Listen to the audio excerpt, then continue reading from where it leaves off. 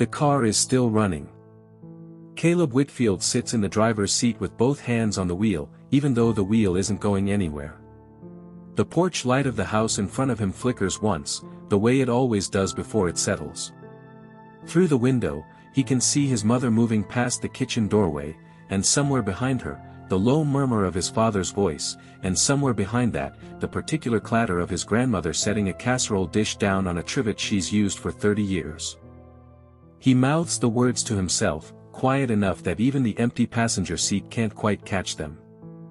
"I don't believe in God anymore."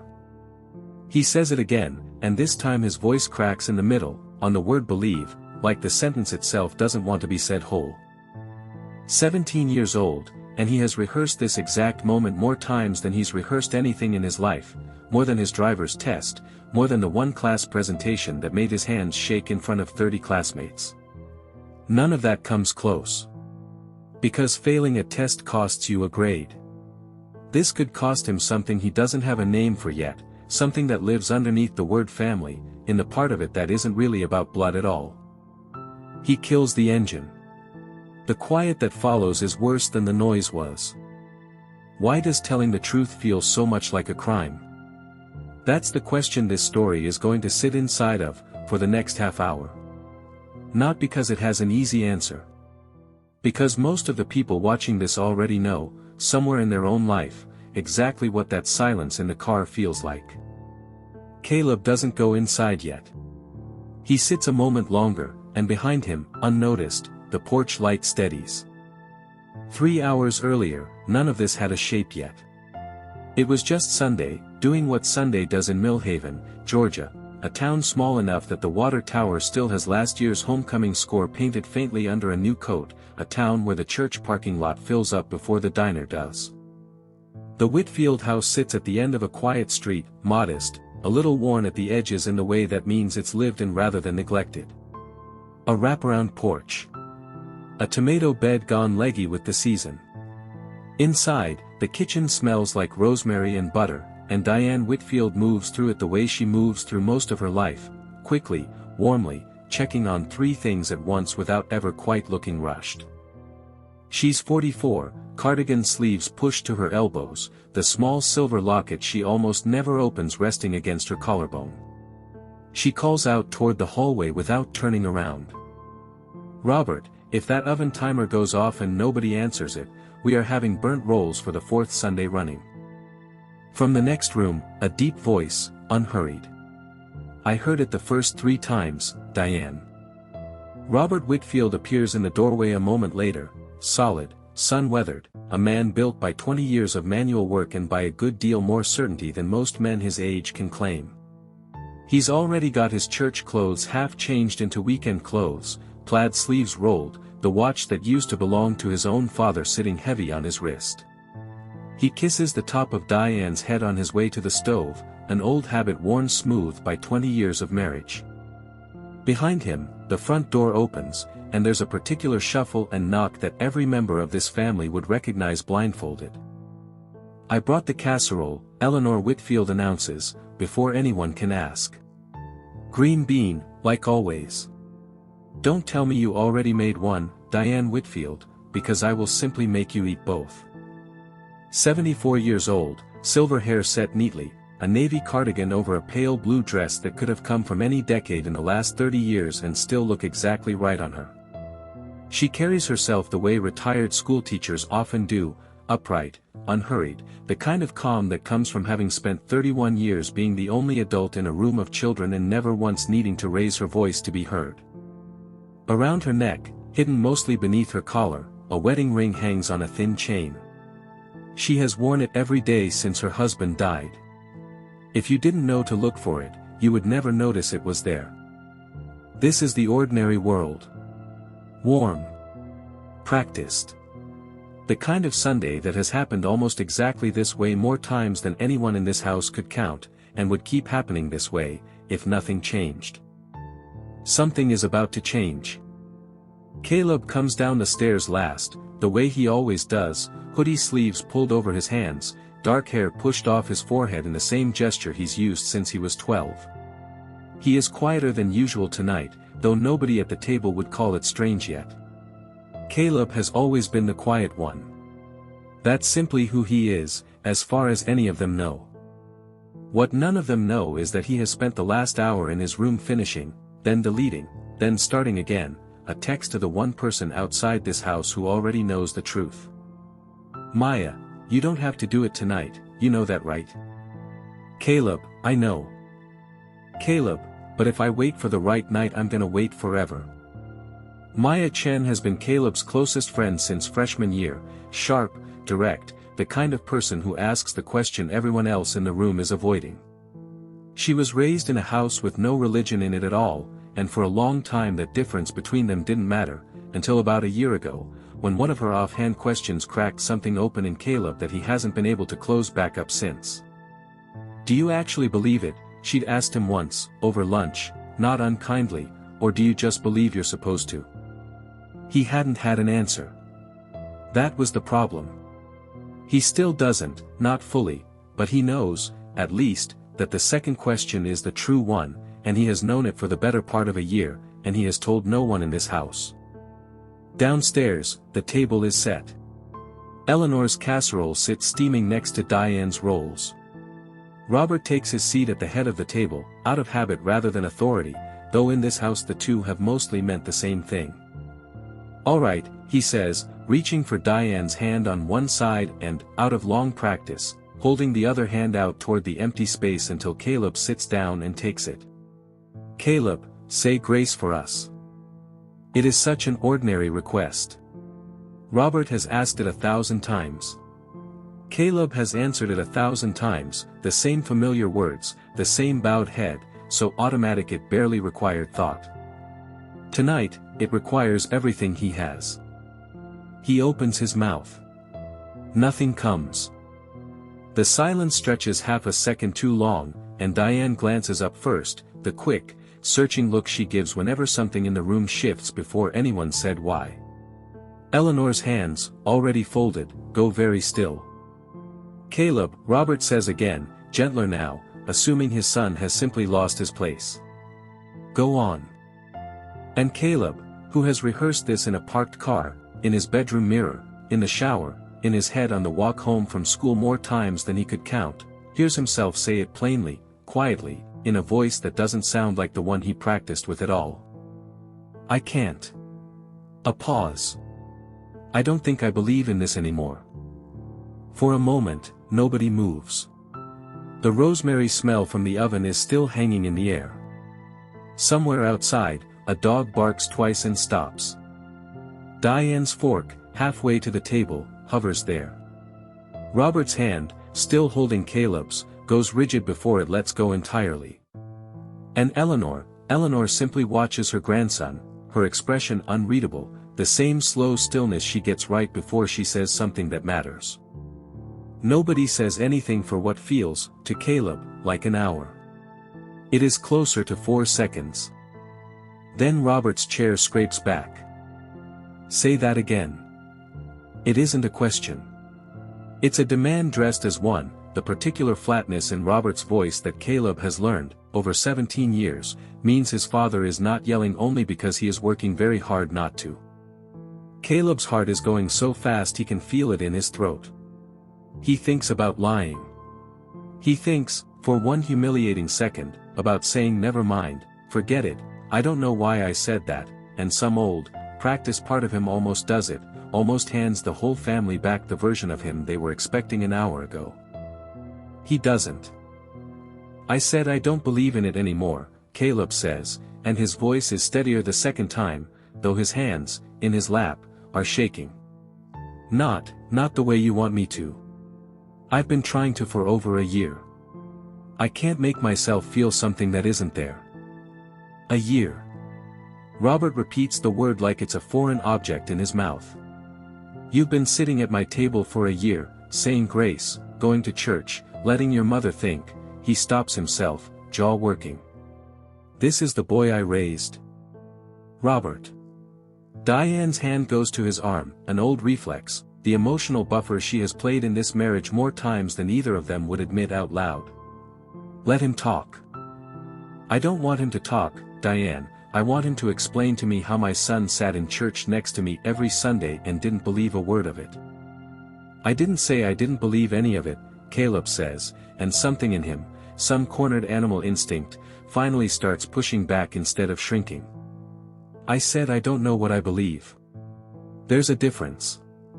I'm not doing this to hurt you. I've been terrified of this exact conversation for a year. Do you have any idea what that's like? Sitting here every week, pretending, because I didn't want to see your face do exactly what it's doing right now. And whose fault is that? Robert's voice has dropped instead of risen, which is somehow worse. You think keeping a secret from your own family for a year is something to be proud of? I'm not proud of it. I'm just done doing it. Diane looks between them, the particular expression of someone standing in the middle of two people she loves who are both, right now, in pain. Caleb, honey, is this about something specific? Did something happen? Caleb hesitates. This is the part he hadn't planned for, not the confession itself, but the follow-up, the why, the part where he has to hand over the last year of his inner life in real time, at a dinner table, under fluorescent light. It started with Maya, kind of. Not because she talked me out of anything. She just asked questions I didn't have answers for. And once I started actually looking for the answers instead of assuming I already had them, I couldn't get back to where I was before. I didn't want this to happen. I didn't choose to stop believing the way you choose to stop liking a song. It went, over time, and I didn't know how to tell you, so I didn't, for way too long, and I'm sorry for that part. Just that part. Not the rest of it. Robert opens his mouth to answer, and it's clear, from the tight set of his jaw, that whatever comes next will not be gentle. It's Eleanor who speaks first. She hasn't said a single word since Caleb's confession, and something about her stillness has been so complete that everyone at the table had, without quite realizing it, forgotten she was there at all, until now, when her voice cuts through the room, low and steady, in a way that makes both Robert and Diane turn. Sit down. All of you. Robert, halfway out of his chair, sits back down without seeming to decide to. I have something I never told any of you, Eleanor says. Her hands are folded in her lap, the way they always are before she says something serious, and there is no anger in her voice at all, only the particular calm of someone who has waited a very long time to say a thing and has finally decided the waiting is over. Not even your father, Robert. Not in 50 years. The room goes very quiet. When your grandfather died, she says, looking at Caleb now, I was 29 years old, and I had never in my life gone a single week without believing in God. Not once. It was as natural to me as breathing. And then he was gone, pancreatic cancer, 6 weeks start to finish, and I sat next to that hospital bed every single day and prayed the way I had been taught to pray my whole life, and none of it worked, and one morning I woke up and the belief simply wasn't there anymore. Like a light switched off in a room I'd lived in my whole life. Robert stares at his mother as though she has begun speaking a language he doesn't recognize. I kept going to church, Eleanor continues. Every week. I sang the hymns. I said the words. And inside, there was nothing, not anger, even, which might have been easier. Just silence. For 2 years, I did not believe one word of what I was saying out loud in that building, and I told not one living soul. Mom. Robert's voice has lost all its earlier hardness, what's left sounds almost like a child's. 2 years. I was 9 when Dad died. I was in that house with you. How did I never?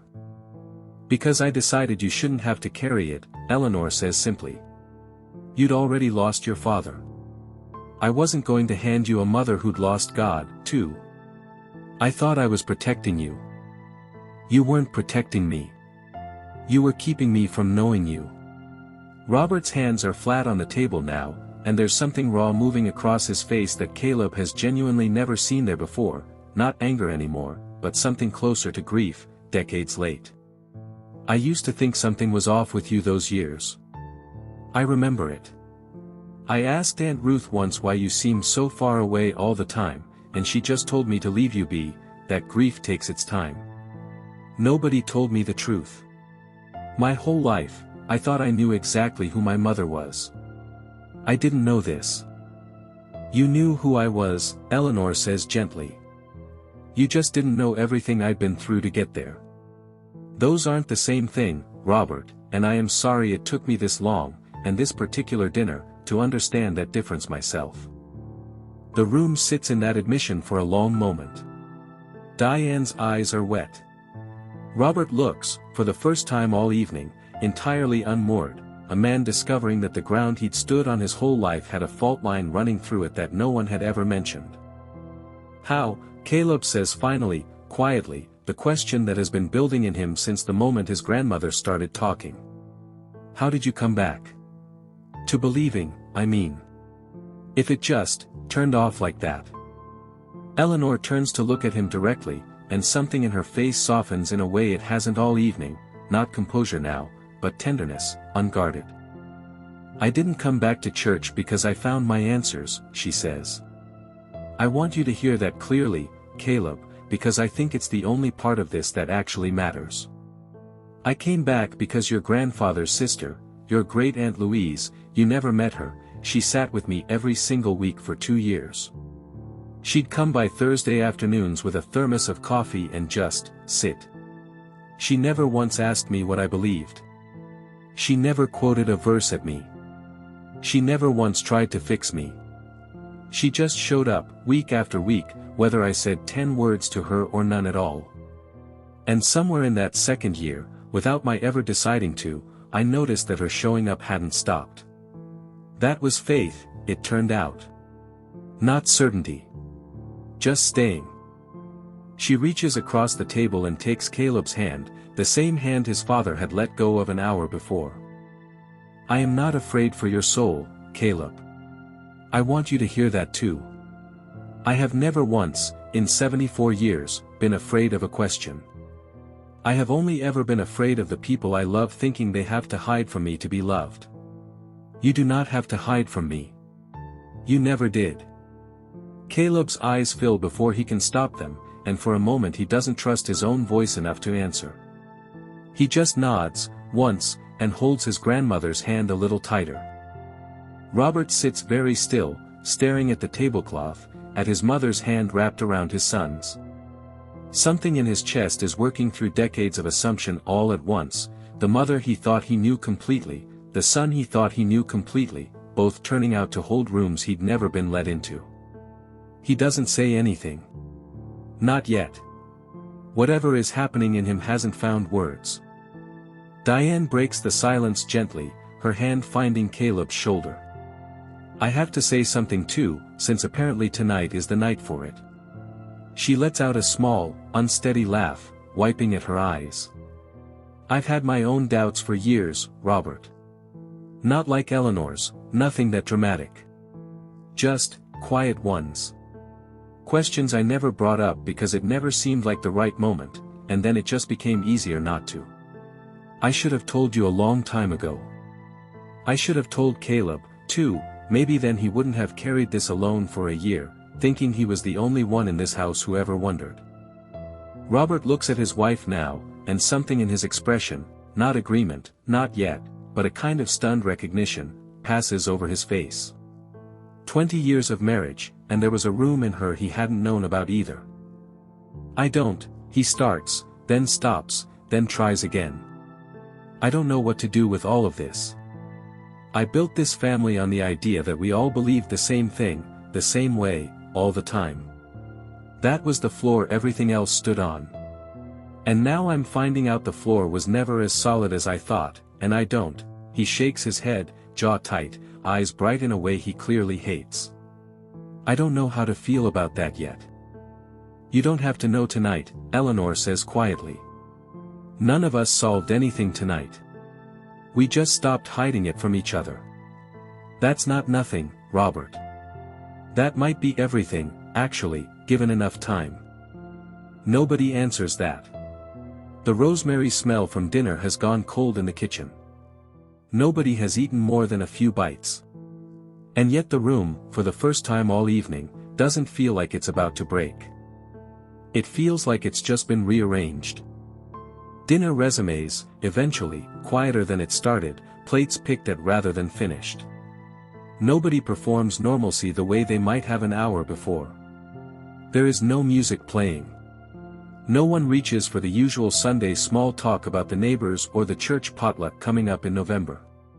The conversation that matters has already happened, and everyone at the table seems to understand, without saying so, that trying to paper over it with anything smaller would only cheapen it. Robert doesn't apologize outright. That isn't really his language, and everyone at the table has known that about him for years. But later that night, as Caleb passes his parents' bedroom door on his way to bed, Robert steps out into the hallway, and for a moment the two of them just stand there, neither one quite sure what comes next. Then Robert puts a hand on his son's shoulder, the same gesture he's used 1,000 times, at Little League games, at graduations, the wordless language fathers like Robert reach for when the real words won't come. He doesn't say "I understand." He doesn't say "I forgive you," because as far as he's concerned there's nothing to forgive, only something to figure out. He just holds his hand there a moment, squeezes once, and lets go. It isn't resolution. It's something smaller and, in its way, more honest, a father telling his son, in the only language he currently has available, "You're still mine, and I'm still working this out," and both of those things are true at the same time. Diane catches Caleb before he reaches his room. She doesn't try to smooth over what happened at dinner the way she might have a year ago. She just wraps her arms around him, the way she has since he was small enough to fit entirely against her. "I love you," she says, into his hair. "Whether you ever believe another word I do or not. That was never a condition, Caleb. I don't know why nobody ever told you clearly enough that it wasn't." Nobody at that table solved the theological question tonight. Nobody expected them to. Robert still believes what he believed this morning. Eleanor's faith, hard-won and quietly held, hasn't wavered either. If anything, telling the truth about it seems to have settled something in her that had been unsettled for 50 years. Diane's quiet doubts are still exactly as unresolved as they were before dinner.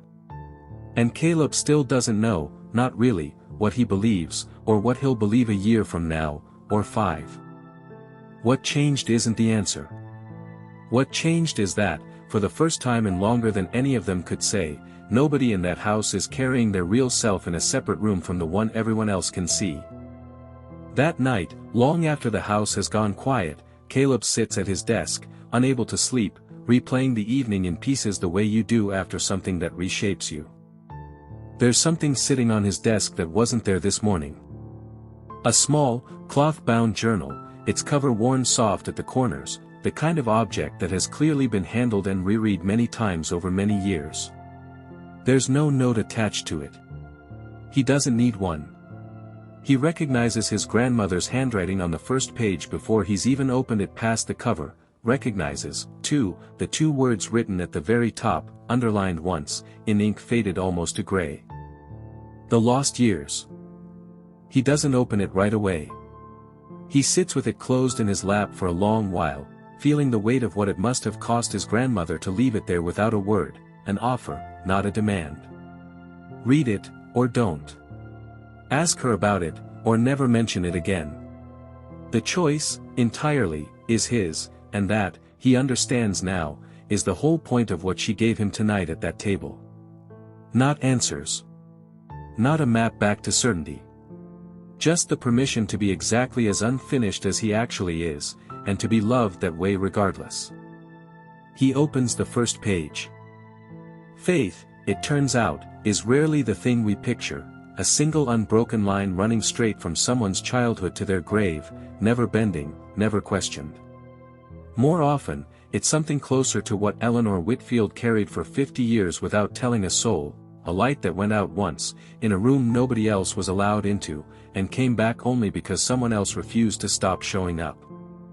The people who seem most certain in your life, the ones who never seem to waver, who quote the scripture without hesitation, who bow their heads at dinner without a flicker of doubt crossing their face, how many of them are carrying a version of Eleanor's 2 lost years?